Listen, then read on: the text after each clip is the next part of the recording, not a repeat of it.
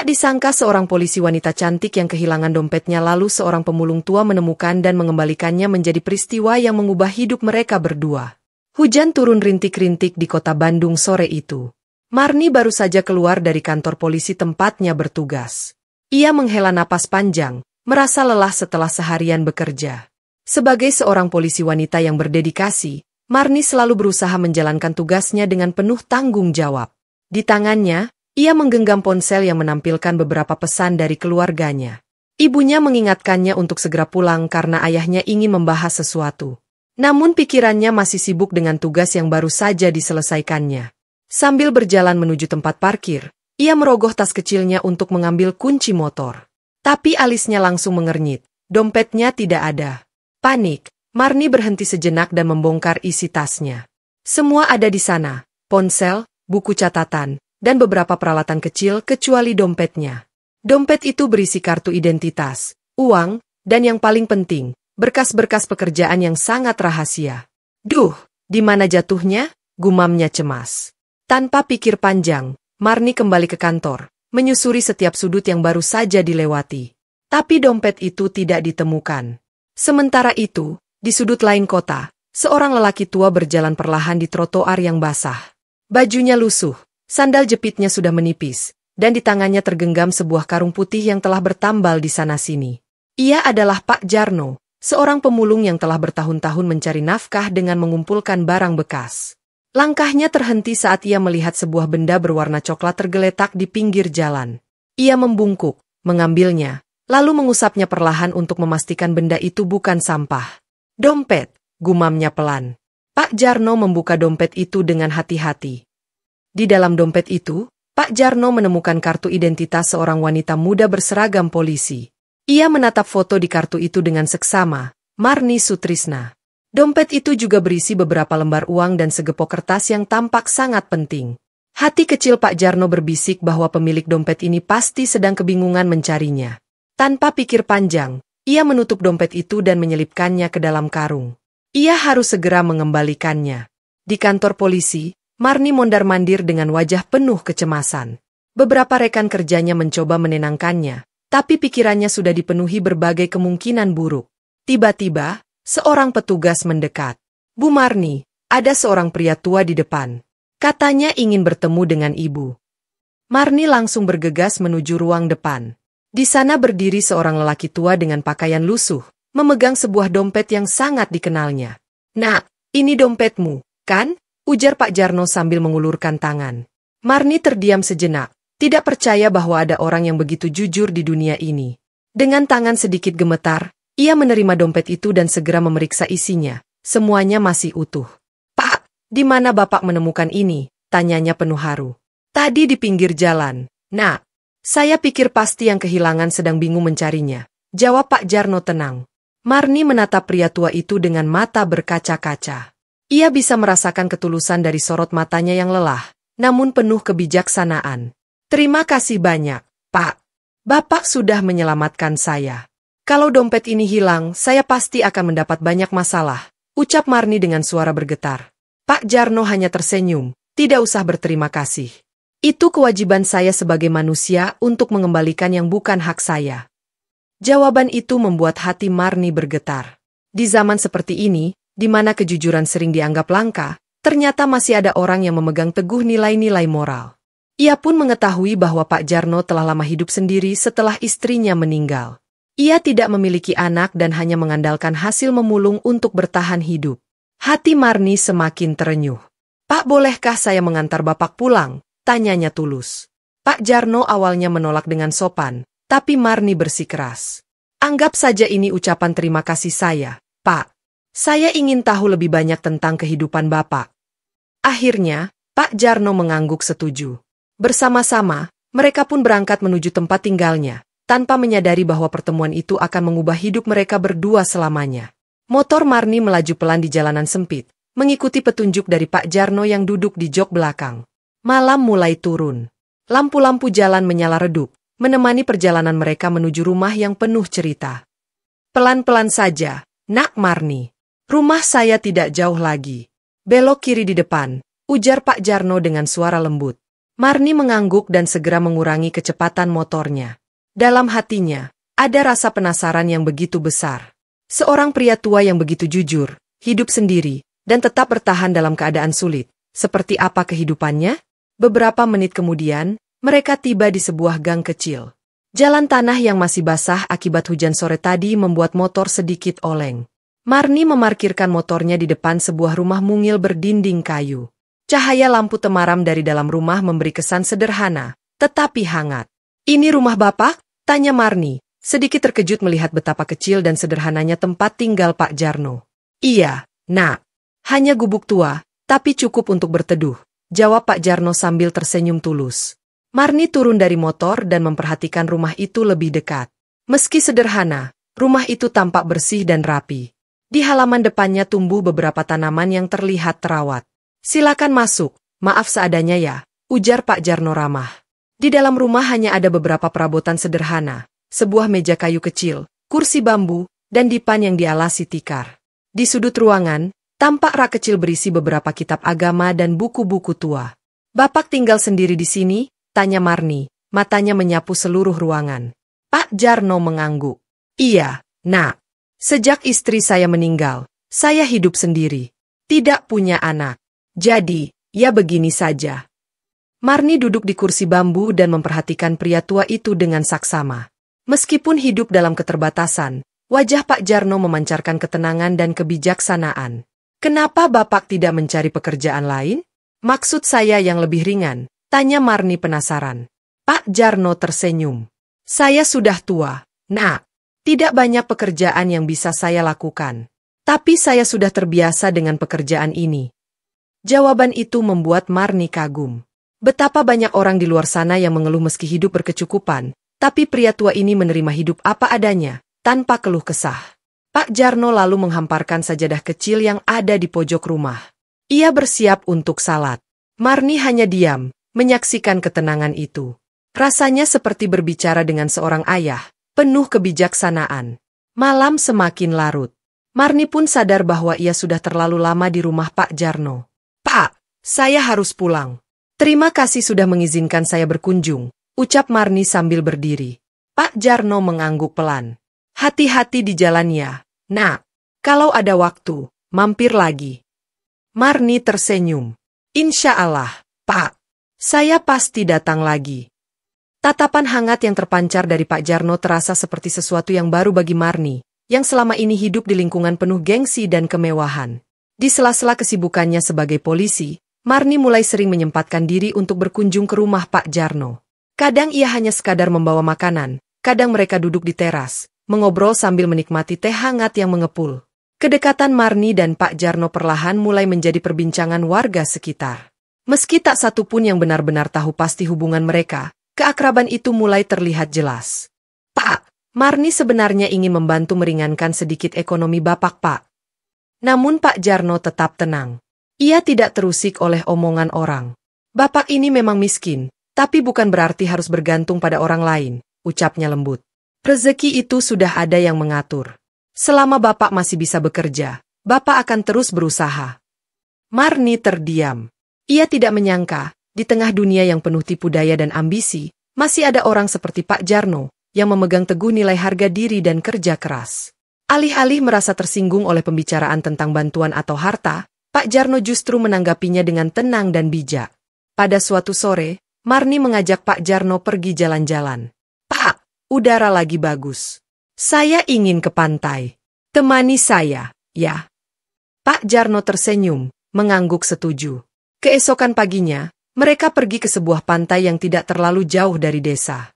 Di sana, mereka duduk bersebelahan di atas pasir, memandangi ombak yang bergulung tenang. Angin laut berembus lembut, menerbangkan helaian rambut Marni yang tak diikat. Ia memejamkan mata, menikmati suasana yang damai. "Hidup itu aneh, ya, Pak?" gumam Marni tiba-tiba. Pak Jarno menoleh. "Kenapa begitu, Nak? Saya tidak pernah membayangkan akan mengenal Bapak seperti ini." Seorang polisi bertemu dengan pemulung, dan malah merasa begitu dekat. Seperti takdir. Pak Jarno tersenyum tipis. "Allah selalu punya cara. Kita memang tidak pernah tahu kemana hidup akan membawa kita. Yang penting, Kita jalani dengan ikhlas. Marni hanya mengangguk pelan. Dalam hatinya, ada sesuatu yang berbeda. Sejak kapan ia mulai merasa berdebar setiap kali berada di dekat Pak Jarno? Yang ia tahu, pria itu telah mengisi kekosongan di hatinya, dengan cara yang lembut dan tulus. Tanpa ia duga dan tanpa ia sadari, benih cinta itu telah tumbuh. Beberapa minggu setelah perjalanan mereka ke pantai, Marni mulai merasakan perubahan pada tubuhnya. Ia sering mual di pagi hari, mudah lelah, dan emosinya naik turun. Awalnya ia mengira itu hanya karena kelelahan akibat pekerjaan. Namun gejala itu semakin jelas. Hingga suatu hari, ia memberanikan diri melakukan tes kehamilan di rumah. Saat melihat hasilnya, positif, jantungnya berdegup kencang. Darahnya serasa berdesir. Ia terduduk di tepi tempat tidur, mencoba memahami apa yang baru saja terjadi. Aku hamil anak Pak Jarno. Berbagai perasaan bercampur aduk dalam hatinya. Bahagia, takut, bingung. Bagaimana reaksi Pak Jarno? Bagaimana keluarganya akan menerima ini? Dan yang paling penting, apa yang akan terjadi dengan masa depannya? Ia tahu, setelah ini, hidupnya tidak akan pernah sama lagi. Malam itu, Marni duduk termenung di kamar kontrakannya. Hasil tes kehamilan masih tergenggam di tangannya. Jantungnya terus berdegup cepat, pikirannya berkecamuk. Ini bukan sesuatu yang bisa ia sembunyikan selamanya. Ia harus memberitahu Pak Jarno. Dan ia juga harus siap menghadapi orang tuanya. Keesokan harinya, dengan langkah berat, Marni kembali ke rumah Pak Jarno. Ia berdiri di depan pintu kayu yang mulai lapuk, menarik napas panjang sebelum mengetuk pelan. "Assalamualaikum, Pak," sapanya lembut. "Waalaikumsalam, Nak Marni," jawab Pak Jarno dari dalam. Pintu terbuka. Wajah teduh pria tua itu muncul dari balik daun pintu. "Masuklah, Nak." "Ada apa?" tanyanya. Marni duduk di kursi bambu seperti biasa, tapi kali ini tangannya saling menggenggam erat. Jari-jarinya bertaut, menunjukkan kegelisahan yang tak bisa disembunyikan. "Ada yang ingin saya bicarakan, Pak," katanya lirih. Pak Jarno menatapnya penuh perhatian. "Apa itu, Nak?" Marni menarik napas, lalu dengan suara bergetar ia berkata, "Saya hamil, Pak." Ruangan menjadi hening. Pak Jarno terdiam. Matanya membulat sesaat sebelum akhirnya menghela napas panjang. "Saya sudah tes beberapa kali, hasilnya selalu sama. Saya mengandung." Pak Jarno menunduk. Kedua tangannya bertumpu di lutut, saling menggenggam. Beberapa detik ia hanya diam sebelum menatap Marni dengan tenang. "Kalau begitu saya akan bertanggung jawab, Nak," katanya mantap. Marni menatapnya dengan mata berkaca-kaca. Hatinya bergetar. Ia tahu, Pak Jarno bukan pria yang akan lari dari kenyataan. Tapi masalah mereka tidak hanya soal janin dalam kandungannya. Ada hal yang jauh lebih besar yang harus mereka hadapi, keluarga Marni. 2 hari kemudian, Marni memberanikan diri pulang ke rumah orang tuanya di Bandung. Rumah besar yang dulunya terasa hangat kini menyambutnya dengan hawa dingin dan tekanan. Saat ia melangkah masuk, ibunya, Bu Rahayu, yang sedang duduk di ruang tamu langsung berdiri. "Marni, sudah lama sekali kamu nggak pulang," ucapnya senang. Pak Burhan, ayahnya, menoleh dari kursinya. Tatapannya tajam dan penuh wibawa seperti biasa. "Ada apa kamu tiba-tiba pulang?" tanyanya. Marni menelan ludah, lalu duduk perlahan. "Ibu, Ayah, saya ingin bicara. Ada sesuatu yang penting." Namun kata-kata berikutnya terasa begitu berat. Suaranya mulai bergetar. Dengan susah payah, ia mengucapkan kebenaran yang telah disimpannya rapat-rapat. "Saya hamil, anak Pak Jarno." Seketika, dunia terasa berhenti. Bu Rahayu menutup mulutnya, terisak. Sementara Pak Burhan berdiri dengan napas memburu, wajahnya merah menahan marah. "Apa yang kamu katakan? Seorang pemulung? Marni, kamu mempermalukan keluarga ini." Marni hanya tertunduk. Air matanya mengalir pelan. Ia tahu, ia baru saja kehilangan keluarganya, orang-orang yang telah membesarkannya. Tapi ia juga tahu, ia tidak akan pernah meninggalkan Pak Jarno dan anak yang tengah ia kandung. Langit sore mulai berubah jingga saat Marni melangkah menjauh dari rumah orang tuanya. Setiap langkah terasa berat, seperti meninggalkan sebagian dari dirinya. Air matanya sudah mengering, tapi rasa sakit di dadanya masih menyiksa. Ia sadar, keputusan untuk mencintai Pak Jarno telah membuatnya kehilangan rumah dan keluarga. Tapi tidak ada penyesalan. Ia tahu, Cinta yang ia temukan bukan cinta biasa, melainkan cinta sejati, yang tumbuh dari ketulusan dan kebaikan hati. Sesampainya di kontrakan, Marni langsung mengemasi barang-barangnya. Seragam polisinya, yang selama ini menjadi bagian dari jati dirinya, kini terasa seperti lembaran masa lalu yang akan segera ia tinggalkan. Dengan tangan gemetar, Marni melipat rapi seragam kebanggaannya, lengkap dengan lencana dan topi. Itu bukan keputusan yang mudah, tapi ia tahu, tak ada jalan lain. Malam itu, ia duduk di meja kecil kontrakannya dan menulis surat pengunduran diri dari kepolisian. Setiap kata yang ia tulis terasa berat. Bagaimanapun juga, menjadi polisi adalah impiannya sejak kecil. Tapi kini, impian itu harus ia relakan demi sesuatu yang lebih besar, keluarga barunya. Keesokan harinya, Marni mendatangi kantor tempatnya bekerja untuk menyerahkan surat pengunduran diri. Atasan dan rekan-rekannya terkejut, terutama setelah mengetahui alasan keputusannya. "Marni, kamu yakin dengan keputusan ini?" tanya Dewi, salah satu rekan terdekatnya, dengan nada prihatin. Marni mengangguk mantap. "Aku sudah memikirkannya matang-matang. Ini yang terbaik untukku." Komandan polisi memandangnya dalam diam, lalu berkata, "Kalau ini jalan yang kamu pilih, kami hormati keputusanmu. Tapi ketahuilah, kamu akan selalu menjadi bagian dari keluarga besar kami." Setelah mengurus administrasi, Marni melangkah keluar dari kantor polisi dengan hati campur aduk. Tak ada lagi yang mengikatnya di kota ini. Ia siap menjalani kehidupan barunya. Sesampainya di rumah Pak Jarno, Marni terlihat membawa koper besar. Pria tua itu sedang duduk di beranda rumah mungilnya. Ia terkejut melihat kedatangan Marni. "Nak Marni, ada apa ini?" tanyanya heran. Marni menatap Pak Jarno dengan mata berkaca-kaca. "Saya sudah mengundurkan diri dari kepolisian, Pak. Dan saya juga sudah meninggalkan rumah orang tua saya. Mulai sekarang, saya ingin tinggal di sini bersama Bapak." Pak Jarno terdiam. Matanya ikut berkaca-kaca. Ia tak pernah membayangkan seorang wanita muda, cantik, dan cerdas seperti Marni, rela meninggalkan segalanya demi dirinya. "Tapi nak, hidup di sini tidak mudah. Rumah ini kecil, saya pun tidak punya banyak," ujarnya lirih. Marni tersenyum. "Saya tidak butuh kemewahan, Pak. Saya hanya ingin hidup bersama orang yang saya cintai." Pak Jarno menarik napas panjang dan menatap Marni penuh haru.